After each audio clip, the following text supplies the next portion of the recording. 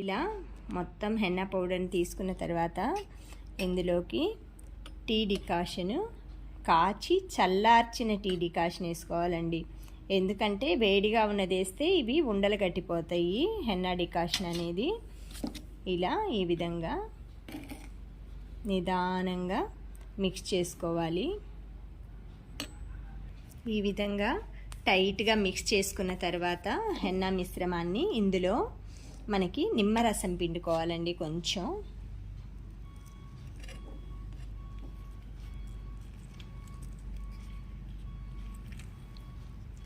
ఈ విత్తనాలన్నీ తీసేసేసుకోవాలి, లేదంటే మనకి పెట్టుకున్నప్పుడు అక్కడక్కడ తగులుతూ బాగోదండి.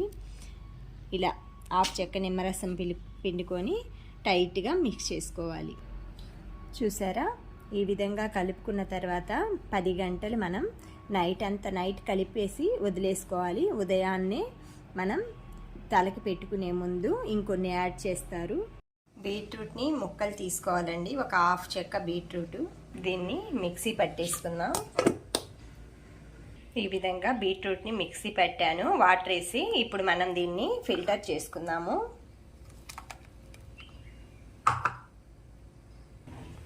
ఈ విధంగా బీట్రూట్ జ్యూస్ ఫిల్టర్ చేసుకున్నానండి. మిగిలిపోయిన బీట్రూట్ పిప్పితోటి మనం ఫేస్ రుద్దుకోవచ్చండి, లేదంటే మొక్కలకి ఎరువులాగా వాడుకోవచ్చు.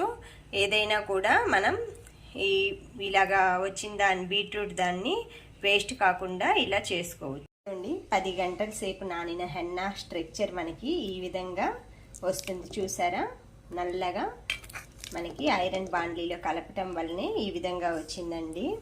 దీంట్లో మనం ఇప్పుడు తగినంత బీట్రూట్ జ్యూస్ యాడ్ చేసుకోవాలి. అందుకే టైట్గా కలుపుకున్నానండి, బీట్రూట్ జ్యూస్ యాడ్ చేసుకోవాలని. లేదంటే కొంచెం పలచగా కలుపుకోవచ్చు. ఈ విధంగా మనం మిక్స్ చేసుకొని హెయిర్కి అప్లై చేసుకోవటమేనండి. మీకు కావాలంటే స్మూతీ స్ట్రక్చర్ కావాలంటే మీరు ఎగ్ వైట్ యాడ్ చేసుకోవచ్చండి. ఇప్పుడే ఈ కలిపేటప్పుడే ఎగ్ వైట్ని యాడ్ చేసుకోండి మీరు.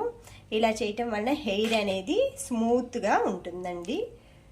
Okay friends, thank you for watching. Thank you for valuable time. Please share, subscribe me.